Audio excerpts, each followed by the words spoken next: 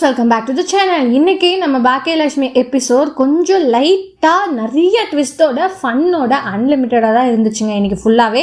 இன்றைக்கி பார்த்தீங்கன்னா நம்ம பாக்கியலட்சுமி அவங்களோட ரெஸ்டாரண்ட்டுக்கு ஒரு டிஸ்கவுண்ட்டாக போடலாம், ஃபுட்டெல்லாம் பண்ணலாம் அப்படின்ற ஒரு ஐடியா வந்து இனியாக்கிட்டேயே ஷேர் பண்ணி அதை வந்து ஆரம்பிக்கிறாங்க. ஸோ இந்த மாதிரி கொடுத்தா நிறைய பேர் வருவாங்க அப்படின்னு. அதே மாதிரி நிறைய பேர் வந்தாங்க.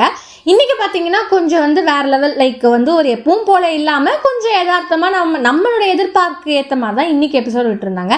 இன்னொரு பார்த்தீங்கன்னா நம்ம கவுன்சிலர் டெய்லியே வந்து ரொம்ப அட்டகாசம் பண்ணுற மாதிரி காட்டும் போது இப்போல்லாம் வந்து அவர் கொஞ்சம் காமெடியனா அப்படின்ற மாதிரி காட்டுறாங்க.